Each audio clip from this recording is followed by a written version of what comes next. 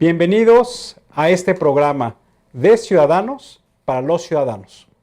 El día de hoy vamos a hablar de dos temas que consideramos son importantes para el contexto de nuestro país en estos meses. Vamos a hablar, por una parte, de la importancia que tiene para el trabajo legislativo, pero también para el diseño de las políticas públicas, del rol que juegan los diputados locales. Como ustedes saben, en el mes de junio vamos a tener proceso electoral. Además de las nuevas gubernaturas que van a cambiar, también va a haber cambio en 17 congresos locales del país. Y esto lo que significa que es más del 50% de todos los diputados locales, que suman 1,162.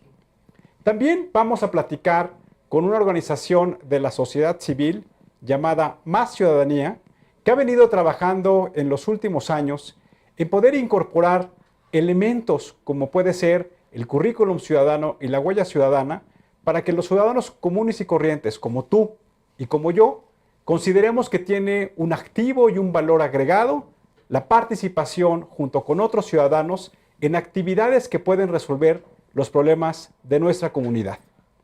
Consideramos que es muy importante que al dialogar hoy sobre los diputados locales, tengamos con toda claridad la importancia que tiene la regulación de las actividades no solamente de carácter económico, sino también de carácter político y social que se dan en las unidades más pequeñas, es decir, en los gobiernos de los estados, pero también en los gobiernos municipales. Y de ahí entonces la importancia que todos tengamos muy claro, porque hoy pareciera ser que tenemos una confusión de cuál debe ser el trabajo, por una parte, de los diputados federales, pero otra parte también de los diputados locales y cómo pueden interactuar entre ellos. Y esos son los dos grandes temas que vamos a hablar el día de hoy. Y para comenzar, vamos a platicar con Alfonso Rodríguez, que nos acompaña el día de hoy. Alfonso, buenas noches. ¿Cómo estás, Tulio? Buenas noches. Buenas noches, Alfonso. Vamos a platicar sobre el rol que juegan los diputados locales en el proceso legislativo de nuestro país, pero también en el diseño y la formulación de las políticas públicas que están asociadas con el trabajo legislativo. Entonces, primero tendríamos que preguntarnos, Alfonso, ¿cuál es la diferencia que podemos encontrar entre los diputados federales, sabemos que son 500 y que representan a todo el país, con los diputados locales, que son los que representan a una entidad federativa y que tienen algunas características distintas? ¿Qué nos puedes platicar, Poncho? Pues mira, Tulio, platicándote de la pregunta que me haces, te puedo decir que pues, los diputados locales sí representan al Estado, pero al Estado en el que viven. O sea, representan, por ejemplo, son diputados locales de Nuevo León, son diputados locales de Jalisco y trabajan para su Estado, no, a diferencia de los federales que representan al Estado, pero trabajan para la Federación. En ese sentido, en los diputados federales, los diputados locales, tienen facultades para aprobar el presupuesto del gobierno del Estado y para aprobar la ley de ingresos del gobierno del Estado. Es decir, un poco como platicábamos cuando hablábamos de los diputados federales, que nosotros consideramos que tienen dos funciones fundamentales: la aprobación de los ingresos y de los egresos, pero también la revisión de la cuenta pública, que consideramos que es algo importante que debemos tomar en cuenta los ciudadanos, porque eso es el famoso check and balance, la famosa rendición de cuentas que debemos nosotros exigirle los ciudadanos a los gobernantes. Sí, es correcto. Y también tiene otra facultad que es muy interesante y que tiene que ver con lo que hablabas tú en la introducción, que es cuando los diputados federales o el Congreso Federal aprueba o aprobó una reforma constitucional, son los congresos locales los que tienen que avalar esa reforma y tienen que avalarla 17 de esos congresos locales.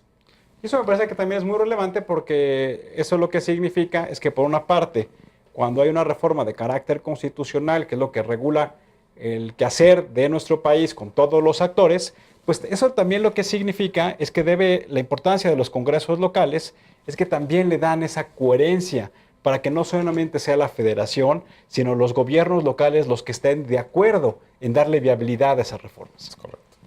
Creo que también algo que es importante que debemos distinguir entre los diputados federales y los diputados locales es que, por ejemplo, cuando alguna entidad federativa a la cual ellos representan tiene alguna disputa con un con el establecimiento de límites geográficos entre una entidad federativa con otra, pues son los congresos locales los que autorizan a que se firmen convenios entre distintas entidades federativas para resolver estas controversias, que no ha sucedido en nuestro país últimamente, pero que nos parece que es un tema relevante para darle viabilidad a la convivencia entre las entidades federativas. Es correcto, y también hablando yo de la convivencia que tiene con el Poder Federal, con los diputados federales y con el Congreso Federal, es que los congresos estatales también tienen facultad para hacer iniciativas de ley. ¿Esto qué quiere decir? Que los diputados locales tienen facultad para hacer iniciativas, repito, pero que tratadas en el Congreso Federal. O sea, que son legisladores federales también. Y creo que aquí lo relevante también es que en materia de finanzas públicas locales, se le llamamos a mí finanzas públicas de las entidades federativas, pues también los diputados locales, los congresos locales, tienen la capacidad de discutir y aprobar en su momento algunas contribuciones que vayan más allá de las participaciones y de los impuestos de carácter federal, para que de esa manera se pueda fortalecer las finanzas públicas locales y puedan responder a las necesidades de la población en temas muy específicos para financiar obras públicas, para financiar algunos programas sociales que sean muy característicos de esa entidad federativa.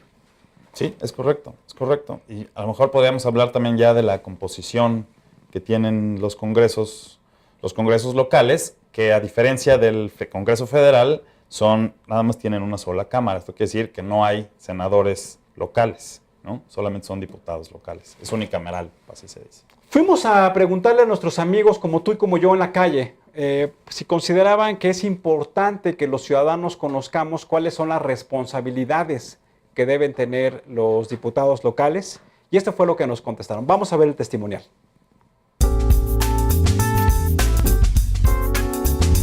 Por supuesto que no. Diputados, legisladores, senadores, todos es la misma porquería. O sea, no han hecho ni buen trabajo.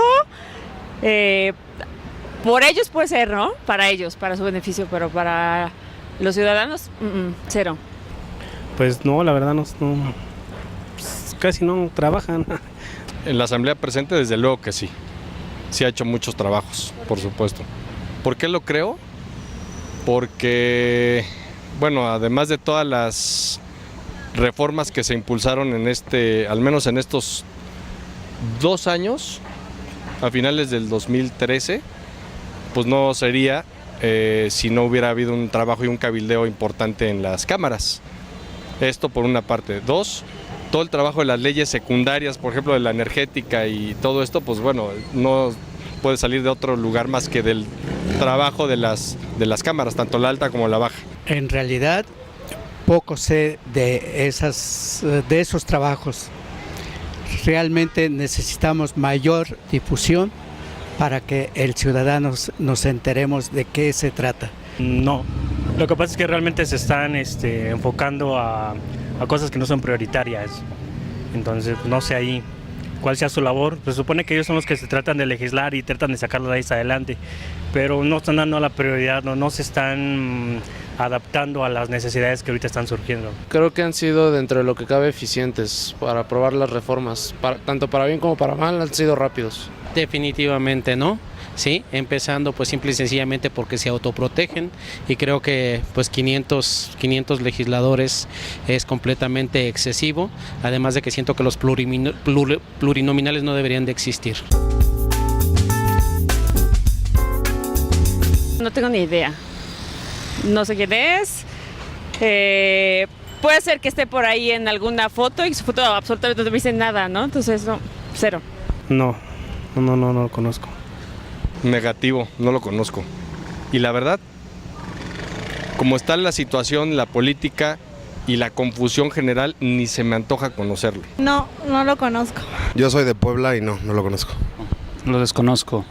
No lo conozco. No lo conozco. No lo conozco, la neta. Sí lo conozco, no me acuerdo ahorita de su nombre, pero de hecho sí he hecho llegar algunas peticiones, algunos comentarios de los cuales no he recibido respuesta alguna. Como pudimos observar en el testimonial, creo que es importante lo que identificamos, en donde, pues, en primer lugar, casi nadie conoce a su diputado local, y en segundo lugar, lo que me parece muy relevante es que no existen los elementos mínimos de información para poder evaluar, en este caso, porque grabamos los testimoniales en la Ciudad de México, el desempeño de la Asamblea Legislativa. Y eso es parte del problema que hoy tenemos los ciudadanos, que no tenemos los elementos mínimos para poder evaluarlos y que además, al desconocer cuál es el trabajo que hacen y al tener y estar ausentes mecanismos que nos permitan evaluarlos, pues pareciera ser entonces que la ciudadanía está ausente en la evaluación de los legisladores locales. Sí, es correcto, Tulio. Yo coincido contigo y lo platicábamos antes de que empezáramos el programa, de que los ciudadanos debemos de esforzarnos por aprender qué es lo que hacen nuestros legisladores y conocer quiénes son para poderlos calificar, porque es muy difícil nada más calificar porque a lo mejor hemos escuchado que los diputados hacen muy mal trabajo, calificarlos haciendo un mal trabajo. Y quizás habrá, a lo mejor nuestro diputado local, y a lo mejor nuestro diputado federal, en lo particular, han realizado un buen trabajo, han hecho su trabajo, han estudiado, son profesionales y han sido transparentes en su ¿Tú conoces a tu diputado local, Alfonso? No, yo no conozco a mi diputado local. Yo soy de los que debería de acercarme a los diputados locales. Quizá me estoy más cerca, por vivir en un distrito federal, a los diputados federales, pero sí estoy consciente de que debería de conocer a mi diputado local. ¿Tú lo conoces? Fíjate que tampoco lo conozco, y te voy a decir por qué no lo conozco, porque no tengo claro cuál es el distrito electoral al que represento. Y entonces yo creo que eso es parte también del problema, porque si uno no tiene claro cuál es el distrito electoral, pues difícilmente puede identificar cuál es su diputado y tal vez tratar de meterse a varios mecanismos que algunas organizaciones ciudadanas han venido desarrollando para evaluar el desempeño de los legisladores. Creo que es importante también que platiquemos de cómo está en términos generales la composición de los congresos locales y les vamos a presentar una gráfica que va a aparecer en algunos momentos en la pantalla de cómo se ha venido desarrollando en la última legislatura la composición de los congresos locales en las entidades federativas. Aquí lo que vamos a observar es que claramente identificamos que los estados de la República, donde hay una mayor población, como es el caso del Estado de México, como es el caso de la Ciudad de México, Distrito Federal, y como es el caso de Veracruz, que son uno de los 5 estados en donde hay mayor número de habitantes, en donde hay más distritos electorales y además que son de los 5 estados que tienen mayor peso en la definición, en este caso, de una elección presidencial o también de lo que sería el Congreso Federal, pues son los que mayor número de diputados tienen. ¿Qué más nos puedes comentar, Alfonso? Pues es correcto, como está distribuido y como se crean los distritos electorales, los federales y los locales, es por la cantidad de gente que habita en los distritos. Entonces, es muy lógico que los estados en donde habita mayor número de gente, como es el Estado de México, Veracruz, en comparación con Baja California, Colima y Tlaxcala, sean los que menos diputados locales tengan.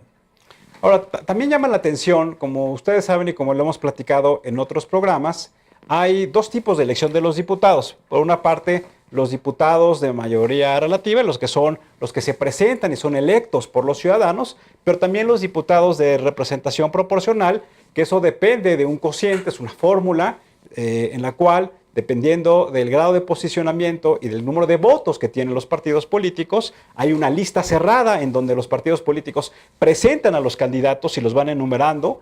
Pues dependiendo de esa votación es como se van asignando. El país está dividido en 5 grandes circunscripciones plurales en el caso de los diputados federales y cada congreso local tiene sus propias fórmulas que también están obviamente previstas en la legislación local.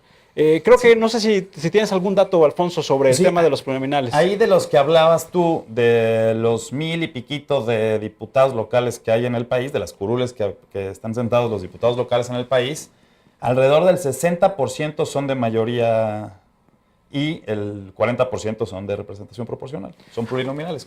A mí hay un dato que me llama mucho la atención. Hay 3 estados de la República en donde el número de diputados de representación proporcional es igual al número de diputados de mayoría relativa. Y eso me parece que es un tema que en este caso los ciudadanos de esos estados, que si mal no recuerdo es el caso de Querétaro, es el caso de Quintana Roo y es el caso de Yucatán, en donde pues tendrían que reflexionar los ciudadanos si realmente tiene el mismo peso un diputado que es electo por parte de los ciudadanos a otro que es parte de la combinación, como decíamos hace un momento, de la votación que tienen los partidos políticos. Pues sí, o sea, yo pienso que tienen el mismo peso, aunque sea distinta la forma en que son electos, pero tienen el mismo peso. Incluso los diputados de plurinominales, pues son, como tú dices, hechos por las listas, elegidos por el partido político y pues su legitimidad o su se la deben al partido político. Sí, la lealtad partidaria, que es un término teórico que hemos platicado también en este programa, pues se deriva más en el partido político que en los ciudadanos, y eso también nos habla de la importancia de la rendición de cuentas y del balance entre los ciudadanos y los gobernantes. Creo que también vamos a ver una gráfica en donde aquí lo que nos muestra es cómo está la composición de los congresos locales por la presencia de los partidos políticos, y creo que es interesante, Alfonso, si no la quieres comentar. Sí, claro, aquí pues muchos no se sorprenderán de los resultados que van a ver, que están viendo aquí en la pantalla, y es que el PRI tiene la mayoría de los congresos locales. Tiene alrededor de 22 congresos locales mayoría, junto con el Verde Ecologista, y tiene 11 estados en los que tiene mayoría absoluta el PRI. El PAN tiene 3 estados en los que tiene mayoría, el PRD tiene 3 estados en los que tiene mayoría, y pues hasta ahí, eso es lo que está, así está el mapa electoral en los congresos locales. Para nuestros amigos sería importante que distinguiéramos la diferencia entre mayoría relativa y mayoría absoluta, porque eso lo que permite es la manera en cómo se coaligan o cómo se van asociando los partidos políticos para poder aprobar iniciativas de ley o para poder aprobar en este caso la cuenta pública o la ley de ingresos o el presupuesto de egresos de cada entidad federativa. ¿Por qué no nos platicas de las diferencias, Alfonso? Sí, la mayoría absoluta es cuando un partido tiene la mayoría total. Nadie más en una combinación, ninguno de los otros partidos puede tener esa mayoría. O sea, es decir, que tiene la mayoría más uno. Eso es lo que estaríamos hablando. Estamos hablando de la mayoría más uno. Y la mayoría relativa, la mayoría simple. La mayoría simple es que tenga la mayor parte de escaños en el Congreso local. Y creo que eso es importante, porque eso también habla de, ahorita que mencionábamos en la gráfica, de cómo está la composición de los partidos políticos, pues habla de las alianzas electorales que se van haciendo en cada entidad federativa para poder aprobar las principales iniciativas de ley. Creo que alguna característica también importante de cómo está la composición partidaria en los estados de la República, y también tenemos una gráfica que nos gustaría que la mostrara en la pantalla, es que en las legislaciones locales también existe la posibilidad que haya partidos políticos locales o partidos políticos regionales. ¿Qué rol juega eso, Alfonso, en el trabajo legislativo de los congresos locales? Pues yo creo que hacen un equilibrio, Tulio. O sea, pienso que los partidos políticos a nivel nacional pues también están representados a nivel local y son una fuerza política muy importante, pero también hay fuerzas políticas locales que tienen una fuerza muy importante que han trascendido y han hecho trabajo legislativo interesante. Les pido una disculpa a nuestros amigos de la pantalla. La gráfica que están viendo en la pantalla no es la gráfica de lo que estamos hablando. La gráfica que están viendo en la pantalla habla del rol que juegan las mujeres como legisladores locales. Y lo que podemos ver en esta gráfica, creo que es importante mencionarlo, que todavía este anhelo de nuestras amigas que nos ven de que el 50% de las mujeres tengan la representación con curules en las legislaturas locales, todavía no se logra. No sé si quieres comentar la gráfica, Alfonso. Pues mira, en la gráfica aparece que el 42.9% de mujeres, de hombres, perdón, en Tabasco, el 19% de hombres en Querétaro, el 19.4% en Guanajuato, el 17.3% en el Estado de México y el 16% en Coahuila. Es decir, si hiciéramos una comparativa, tenemos que el estado que mayor número de mujeres tiene en la composición actual de su Congreso local es el estado de Tabasco. Y también lo que observamos que el estado donde tiene menor representación por parte de las mujeres es el estado de Querétaro, que hace un momento comentábamos y mencionábamos que Querétaro es el estado de la República en donde está el mismo número de diputados locales que son de mayoría relativa y el otro mismo número de representación proporcional. Y cabe destacar que a pesar de que los partidos políticos, cuando disputan las posiciones en el estado de Querétaro, a través de las listas, porque, insisto, la mitad son plurinominales, pues no están incluyendo a las mujeres, y me parece que eso es un tema relevante, que nuestros amigos de Querétaro que nos están viendo, pues tengan esa capacidad de decir a los partidos políticos, pues que el anhelo de que las mujeres estén representadas aún no se ha hecho realidad. Es correcto, Tulio, es correcto. Me gustaría también que platicáramos no solamente de los roles que tienen los diputados locales, sino también creo que es importante que les platiquemos a nuestros amigos, Alfonso, de cómo las diputaciones locales pueden incidir en el desarrollo económico de las regiones. ¿Qué nos puedes platicar de eso? Pues dentro de las facultades que tienen los congresos locales está precisamente el aprobar los planes de desarrollo urbano, por ejemplo. Tienen también, como tú decías hace rato, pues tienen facultad de aprobar el presupuesto de egresos de los estados. Y entonces, pues mucha de la política pública, o más bien la política pública, pues está determinada por lo que le dedican al presupuesto. Y entonces creo que aquí también es importante que platiquemos y dialoguemos de cuál es el costo que tienen los congresos locales. Hemos platicado en otros programas del costo que tiene la Cámara de Diputados Federal, la Cámara de Senadores, pero ¿qué nos puedes platicar, Alfonso, del costo que tienen las legislaturas locales? Pues mira, en términos generales, en el 2013 se ejercieron alrededor de 11.500 millones de pesos de las 32 legislaturas locales, que si lo hacemos como en promedio da alrededor de 400 millones de pesos de presupuesto de las legislaturas locales.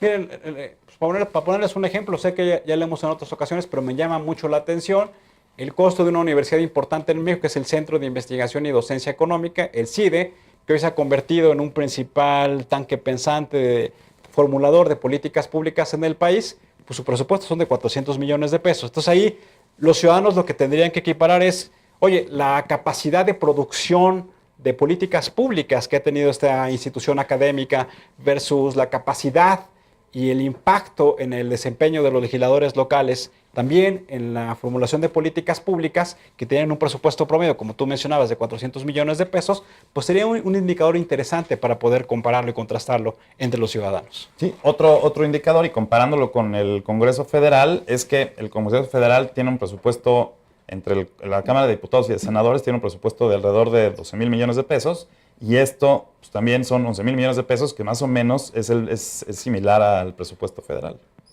Tenemos otros testimoniales en donde le fuimos a preguntar a los ciudadanos la importancia que tiene el legislador local, que vamos concluyendo con ese tema y nos parece que es muy importante la opinión de los ciudadanos como tú y como yo.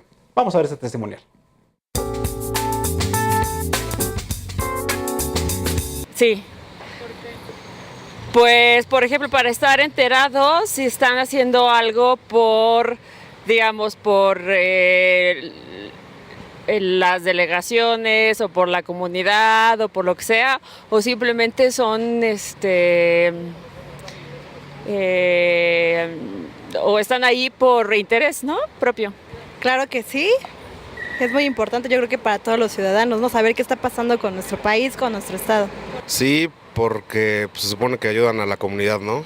Pero pues no tengo idea de quién sea mi diputado local. Desde luego. Hay que estar informado para saber lo que están haciendo o dejando de hacer. Se supone que son tu representación y tu voz, ¿no? Nada más habría que checar qué hacen o qué legislan o qué trabajan o cuáles son sus intereses, nada más. Sí, bastante importante, para saber en qué demandarles, en qué reclamarles sobre qué están haciendo bien y qué están haciendo mal. Claro que sí, definitivamente sí, porque pues bueno, ellos trabajan para nosotros, sí, y deben de aportar resultados de acuerdo a sus promesas de campaña. Están en todos lados, en el radio, en la televisión, en internet, todos lados. Sí, sí sabía. Sí, claro. Yo opino que les ganó el tiempo, aunque es un calendario natural, desde luego, pero creo que en favor a o sea, que si vaya a favorecer ahorita en los tiempos electorales a alguien específico, no creo, porque se han venido muchos situaciones y conflictos que le han pegado desde luego a los partidos y esto les va a cobrar una factura importante. Había escuchado, la verdad casi no estoy muy enterada, no veo la tele, estoy como, ay, no salgo del trabajo de oficina ya sé. No sabía. Sí, sí lo sé. Sí, eso sí lo sé yo. Sí, el 7 de julio, ¿no? Sí. Sí, claro. Como pudimos observar, la mayoría de los entrevistados consideran que es muy relevante conocer el trabajo, las responsabilidades y el rol que tienen los legisladores locales. Y en el caso de la Ciudad de México, sí hay un gran conocimiento que va a haber un proceso electoral para renovarlos. Y es ahí entonces, Alfonso, donde queremos concluir con este tema. ¿Y cuál consideras tú, para poder cerrar, la importancia que tiene para nosotros los ciudadanos que conozcamos a nuestro legislador local? Pues mira, Tulio, yo creo que aquí, pensando en el proceso electoral del próximo junio, pues tendríamos que empezar, tenemos tiempo hoy los ciudadanos, y los invito a que lo hagamos, es a dedicarnos a conocer. Hoy ya explicamos cuáles son las facultades de los congresos locales y dentro de ellas la Asamblea Legislativa del Distrito Federal. Yo creo que es importante que nos metamos más a fondo para conocer quiénes van a ser nuestros candidatos a diputados de todos los partidos, porque además tenemos partidos nuevos, tenemos la figura de los candidatos independientes. Me parece que debemos de profundizar para tomar una decisión muy racional y la mejor decisión que pensemos para nuestra ciudad o para nuestro país. Alfonso, muchas gracias. Y creo que es muy importante que en este proceso electoral del mes de junio, como lo mencionábamos al inicio del programa, más de la mitad de las legislaturas locales se van a renovar y como ciudadanos debemos tenerlo muy claro. No solamente es el diputado federal y el senador federal y el gobernador, sino también el rol que juega el diputado local y que se puede convertir en una caja de resonancia de las propuestas, de las iniciativas y de las demandas de nosotros los ciudadanos. Vamos a hacer un corte y regresando vamos a platicar con Alejandro Celis de Más Ciudadanía sobre la importancia de que nosotros los ciudadanos construyamos ciudadanía y además validemos y documentemos esa importancia ciudadana. Regresamos. Estamos hablando del empoderamiento ciudadano. Consideramos que es muy relevante que estemos conscientes de la importancia de que cuando nos reunimos con otros ciudadanos como nosotros para poder resolver un problema que puede ser de la comunidad o para poder formular una iniciativa o dirnos una iniciativa que va a cambiar alguna legislación de carácter federal o cuando tenemos la posibilidad de sentarnos con los candidatos a los puestos de elección popular para exigirles y decirles cuáles consideramos que son los puntos relevantes que ellos deben llevar a cabo en el trabajo legislativo, pues que eso también lo podamos documentar, porque finalmente el quehacer ciudadano es un trabajo cotidiano, pero consideramos que también tenemos que darle forma, tenemos que darle coherencia y tenemos que documentarlo. Y para ello vamos a platicar con Alejandro Celis, que es el director general de una organización de la sociedad civil que está fundamentalmente encaminada a promover la participación de la ciudadanía, pero sobre todo al empoderamiento del ciudadano. Alejandro, buenas noches y gracias por acompañarnos. Tulio, ¿cómo estás? Buenas noches, un saludo a todo el auditorio. Pues para empezar, me gustaría preguntándote, ¿qué es para ti ser un buen ciudadano? Pues mira, para ser muy sintéticos y que la gente se pueda quedar con eso y preguntarse ellos mismos, yo te diría que un buen ciudadano es alguien que dedica parte de su tiempo, de su talento y de sus recursos para la construcción del bien común. Digamos, no basta con cumplir nada más lo que nos toca, sino hay que ir un poquito más allá y pensar en estas tres cosas es fundamental. Y añadiría, muy en consonancia con lo que estuvo en la primera mitad del programa, que también tenemos una responsabilidad como ciudadanos en política. Mínimo saber quién nos está representando, quién está hablando por nosotros, porque esto tiene una relevancia significativa. Sí, es como si nosotros tuviéramos una organización empresarial y no nos preocupara quién es el representante de nuestra organización empresarial, por ejemplo, ante la Secretaría del Trabajo para poder llevar a cabo toda la instrumentación de la reglamentación en materia laboral y que, bueno, pues que ese fuera un tema que digamos, no, pues eso es parte de la empresa. Déjame exagerar. Es como si dejara yo aquí mi celular y mi cartera y no preguntara quién va a pasar. Y quien va a pasar se lo va a llevar. Entonces le damos nuestro voto y le damos nuestra confianza a alguien que va a hablar por nosotros, que va a salir al teléfono que marque nuestro número y que va a hablar y que va a decir y que va a tomar decisiones. Y son decisiones que tienen que ver sobre nuestra cartera, sobre las reglas que vamos a tener para hacer negocios, sobre cómo vamos a pagar sueldos, sobre cuántos impuestos vamos a pagar, sobre cuál va a ser la normatividad de lo que nos rodea y no nos está importando. Lo estamos dejando a lo que sea, a lo que venga, pues ¿qué pasa el que venga? Y que se lo lleva como si lo regaláramos. Y tenemos que tener conciencia de eso. Le estamos dando voz, por eso digo el celular, y le estamos dando recursos con nuestros impuestos para que decida sobre lo que vamos a hacer de trabajo y demás. Entonces, si lo vemos así, yo les preguntaría si van a tachar en unos meses aleatoriamente o van a ver a quién le dan su celular y su cartera, ¿no? Por eso pensaba que es importante que los ciudadanos conozcan la relevancia de las responsabilidades que ellos tienen, porque si finalmente me dicen, oye, yo tengo que votar por un candidato sin saber exactamente lo que van a hacer por nosotros, pues difícilmente pueden darle esa importancia y pueden priorizar la necesidad de conocerlo, pero también de exigirle no solamente el perfil que deben cumplir, sino las características profesionales que debe tener su trabajo. Totalmente. A mí me gustó mucho el sondeo que hicieron y a mí me gustaría entrelazar dos cosas. La primera cosa es si lo hacen bien o mal. Y la mayoría dijo que lo hacían mal. Hubo 2 que 3 que dijeron qué habían hecho y cómo lo habían hecho y demás, pero gran parte dijo que estaba mal. Y después cuando les preguntaron, oye, ¿quién está mal? No supieron quién estaba mal. Entonces, lo que tenemos es que nosotros como ciudadanos tenemos un mal concepto del diputado, en este caso la asamblea, pero no nos interesa ver cómo hacerlo bien, no nos interesa ver quién es el que habla por nosotros, no nos interesa ver qué decisiones está tomando por nosotros y entonces nos distanciamos. Y eso es lo peor que podemos hacer, porque este distanciamiento es lo que generan todas las catástrofes que nos vienen. ¿Por qué?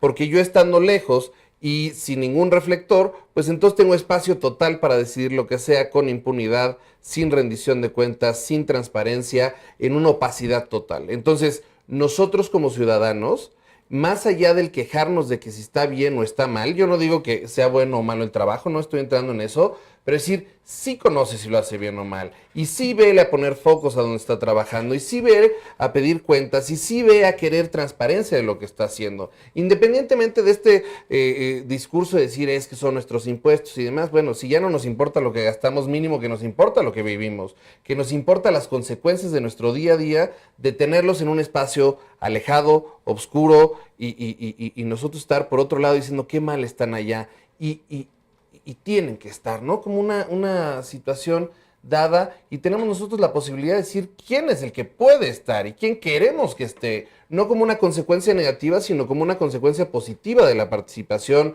del involucramiento. Tú sabes todo lo que luchamos, cuántas organizaciones para que hubiera candidatos ciudadanos, para luchar más allá de las figuras típicas de los partidos políticos, y tenemos la posibilidad de ponerlos, y tenemos la posibilidad de que ellos sean los que lleven las luces, de que ellos sean los que lleven los reflectores, y de que empezar a transparentar eso y de que nos empecemos a interesar. Es increíble ver cómo en otros países actos de corrupción de este tamaño acaban con la dimisión de los funcionarios, y aquí cosas enormes, grandes que se ven desde la calle.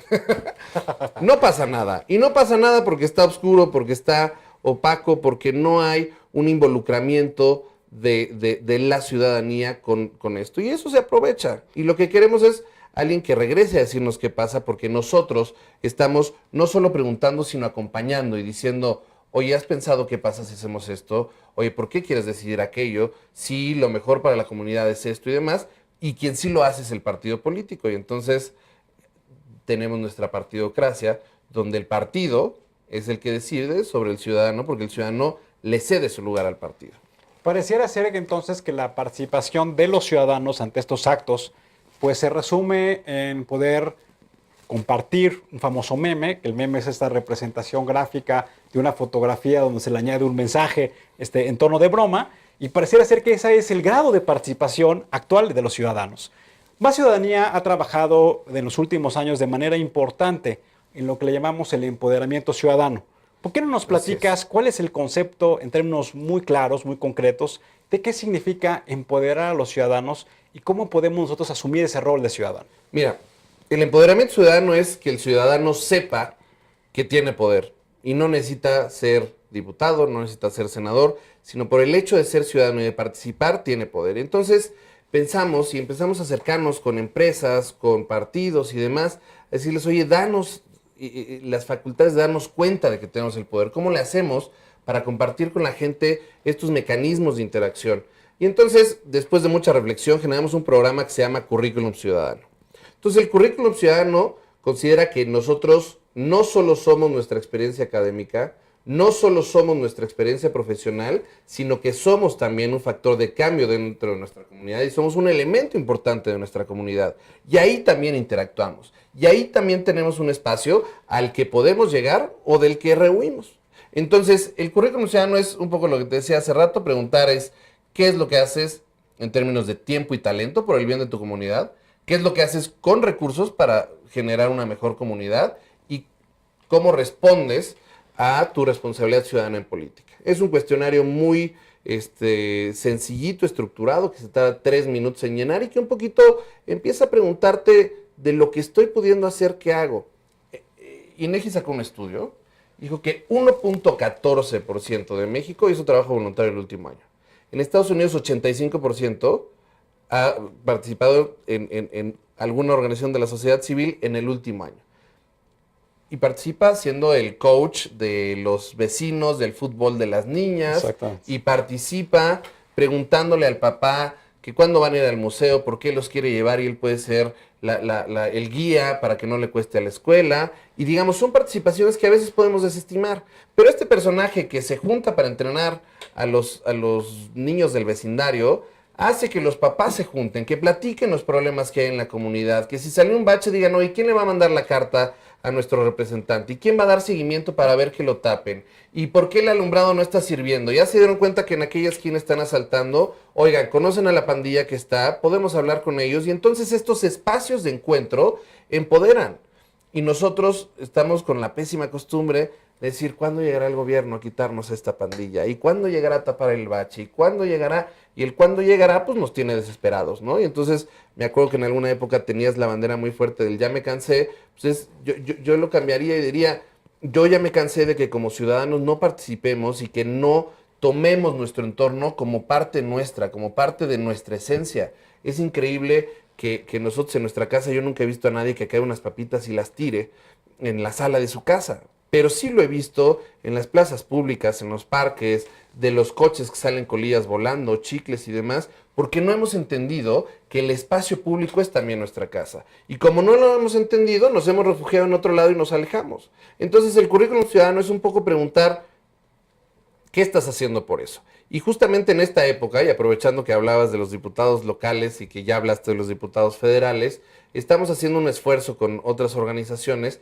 para preguntarle a nuestros candidatos qué han hecho por su comunidad. ¿Para qué? ¿No? Digamos, es como la pregunta lógica, oye, ¿qué me importa si el candidato ha estado en una organización o no? ¿Qué me da?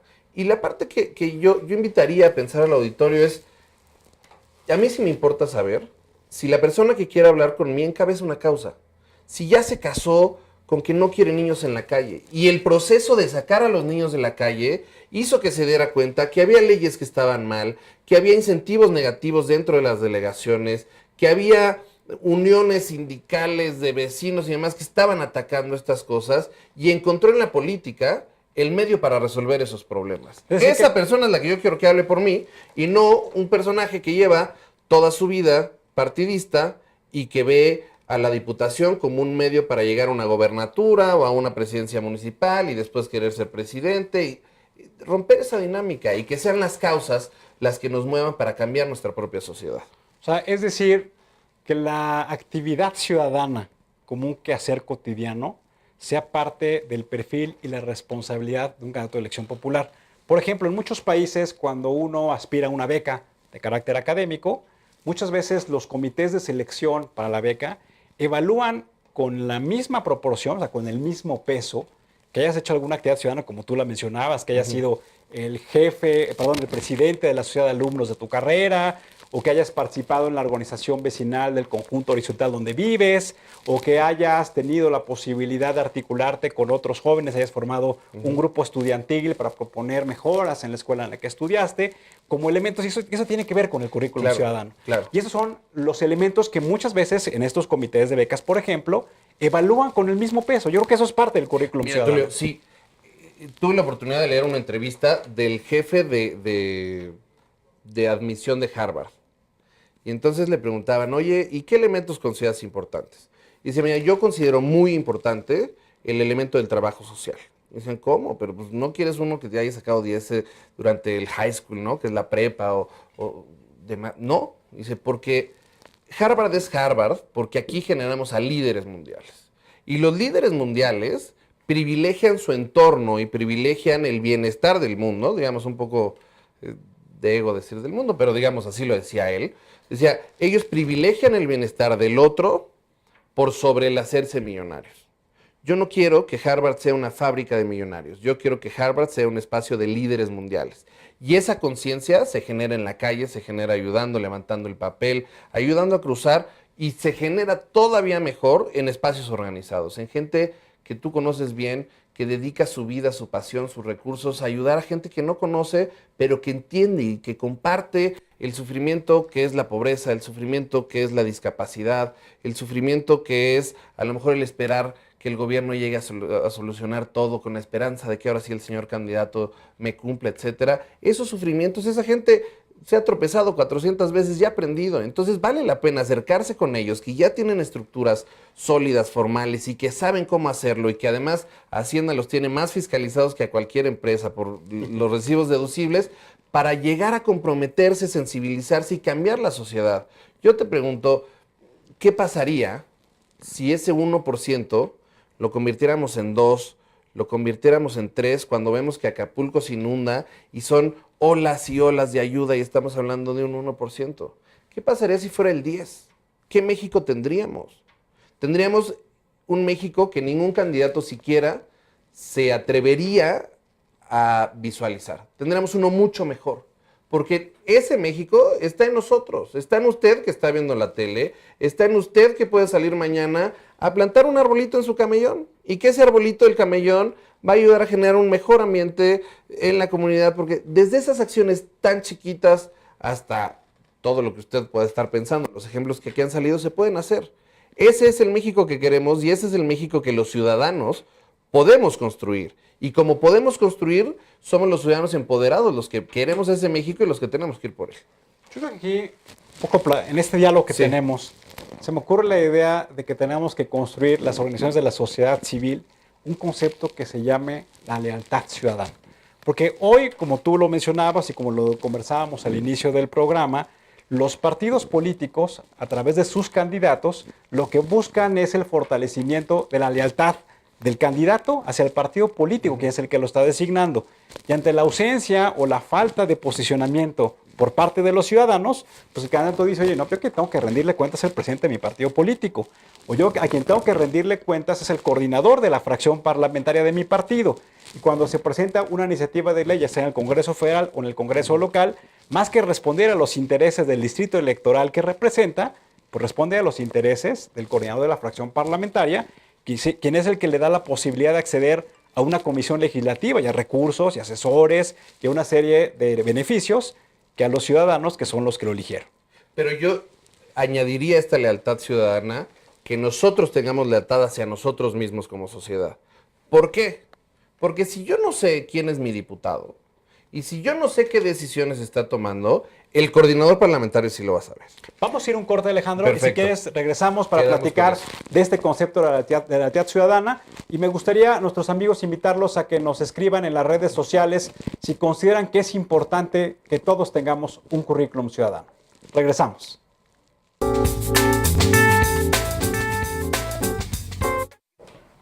Estamos hablando de la importancia del empoderamiento de los ciudadanos y nos quedamos en esta conversación, Alejandro, de este nuevo concepto que es la lealtad ciudadana. Tú nos platicabas de cómo lo podemos ir desarrollando y cómo lo podemos aterrizar en la relación que tenemos con ciudadanos, con los diferentes actores.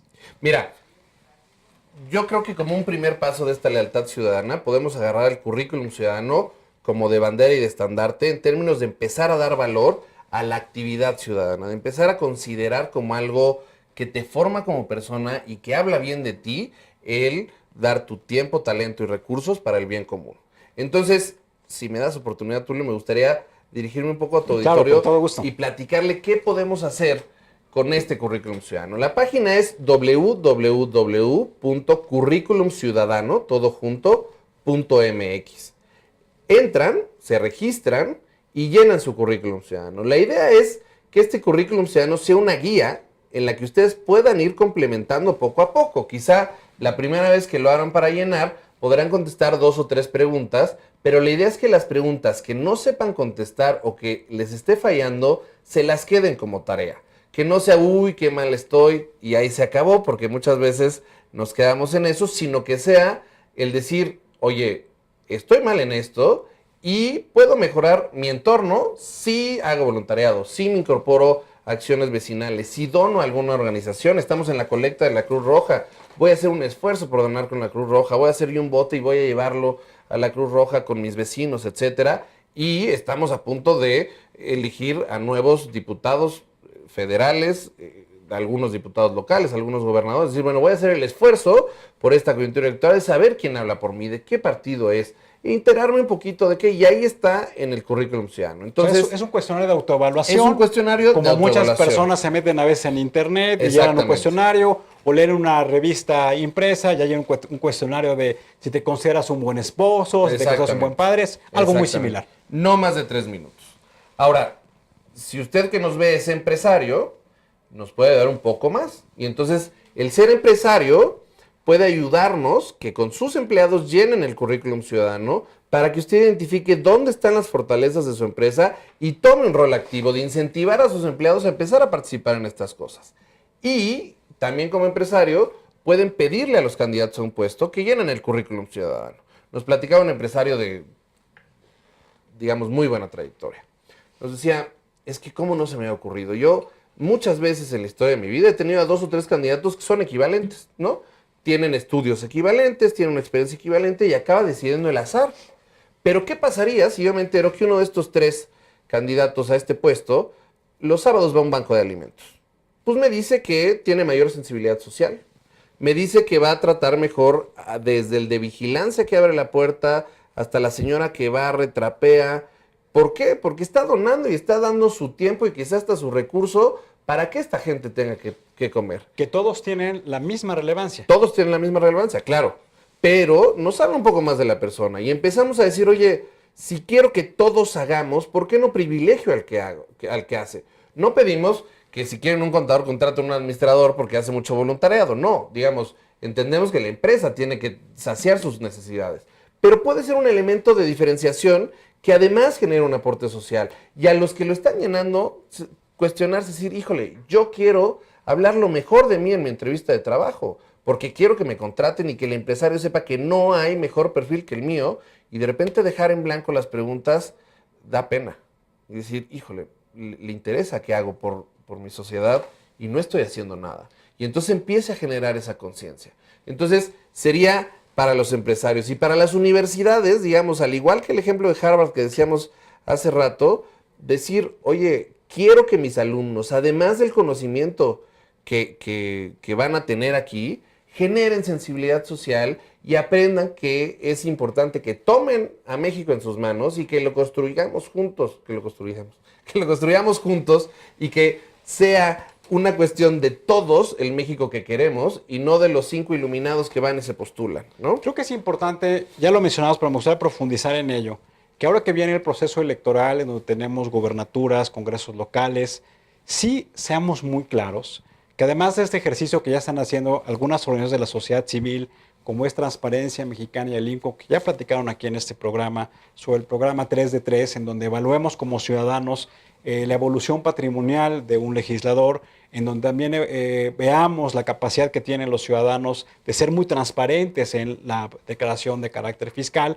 y que también en lo que sería la relación con otros actores a través del conflicto de interés, pues que promovamos que también uno de los requisitos que busquemos nosotros los ciudadanos hacia los legisladores, hacia los gobernadores, sea el currículum ciudadano. Es decir, que podamos aterrizar, como tú bien lo mencionabas, 2 o 3 preguntas muy sencillas y que porque hoy, cuando alguien tiene una experiencia ciudadana, lo ha sufrido y sabe qué es lo que estamos pensando los ciudadanos y sabe cuáles son los desincentivos que se tiene para poder participar y cuáles son los costos reales que se tiene para participar. Y me parece que debe ser un tema relevante. ¿Qué es lo que está pensando más ciudadanía en este proceso electoral?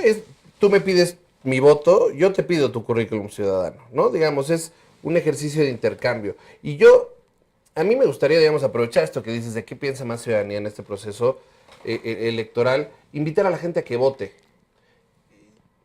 Digamos, estamos haciendo un estudio un poco más a profundidad que espero tener y que te pueda mandar y que nos ayudes a difundir, que es de por quién votas cuando no votas. Digamos, la moda ahorita está en decir que todos son iguales, que todos son malísimos. O sea, promover el abstencionismo. Y que da igual quien gane, porque todos son tan malos que entonces el que gane es indiferente, entonces ¿para qué voy y voto? Si no me va a dar nada ni va a haber diferencia. Yo los invito a reflexionar. ¿Por quién votan cuando no votan? En términos de que todos los partidos tienen estructuras. Las estructuras cuestan.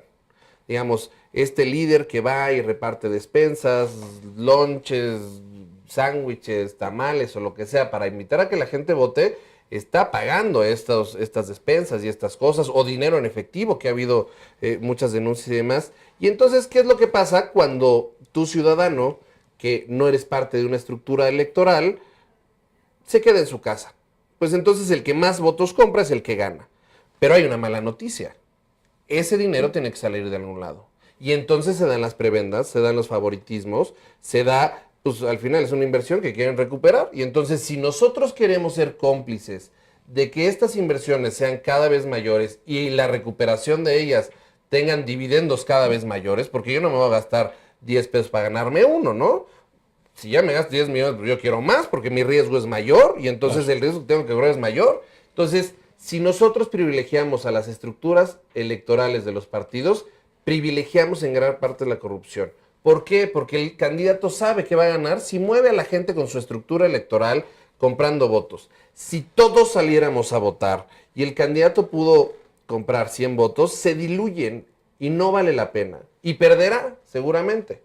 Si en cambio nadie sale a votar y votan 150 personas y el candidato compró los mismos 100 votos, tiene su espacio asegurado.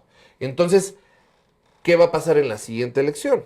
Pues buscarán quién puede comprar ahora 150 votos. Y entonces verán y venderán favores y harán prebendas cuando lleguen a los cargos para entonces poder llegar a comprar 200 a la que sigue. Pero ¿qué es lo que pasa si todos salimos y votamos? No sirve eso. Y entonces, ¿quién va a ganar? El que mejor propuesta tenga, el que mejor historial tenga, el que más cercanía haya mostrado con sus electores, los líderes sociales que conocen todos. México está lleno de lugares chiquitos que la gente conoce a todos y que la gente dice, mira, pues es medio malo, pero me está dando dinero, hombre, pues para que me dé más, pues que se quede. Y luego están las consecuencias que hemos sufrido, ¿no? Entonces, no privilegiemos la compra de votos por sobre la conciencia y la propuesta. ¿Cómo hacemos eso? Votando. ¿Por quién? Si quieren verlo como el menos peor, el mejor, el más o menos, el que me cayó bien cuando lo vi y demás, pero el ejercicio del voto es fundamental. Ahora, si ya lo tomamos con responsabilidad, entonces sí evaluemos y comparemos y después exijamos. Es decir, usted, candidato Tulio, me prometió A, B y C, ¿y dónde está? Recuerden que es la primera elección de diputados federales que se van a poder reelegir. Y entonces sí vamos a poder regresar con ellos a decirles, ¿qué hiciste? ¿Y lo hiciste bien o lo hiciste mal? Me fallaste y por eso no vuelvo a votar por ti. Entonces, el hecho del no votar, por considerar que todos son iguales, a veces nos hace cómplices de las mismas cosas que tanto nos duelen y de que tanto nos quejamos. Entonces, pidamos con acciones, como puede ser el voto, mejores candidatos y mejores diputados. Alejandro, muchas gracias por acompañarnos. Muchas gracias Tulio, a ti gustazo. por el trabajo ciudadano. Y muchas gracias a Más Ciudadanía por ayudarnos a promover el empoderamiento de los ciudadanos. Gracias, Tulio. Pues nos quedamos con este comentario final en donde le pidamos a los candidatos, les exijamos que documenten cuáles son las actividades ciudadanas previas que han realizado antes de que se postulen a un puesto de elección popular. Tenemos una herramienta que nos provee Más Ciudadanía, aprovechémosla. Creemos que es muy importante que la sociedad civil organizada y los no organizados utilicemos todas las herramientas que estén a nuestro alcance. Y está a nuestro alcance porque únicamente es meternos a una página de internet, hacer un cuestionario de autoevaluación, pero sobre todo exigirles a los candidatos que también hagan lo mismo. Buenas noches, muchas gracias y recuerden, ante todo, seamos buenos ciudadanos. Nos vemos en la próxima emisión de Buen Ciudadano. Hasta luego.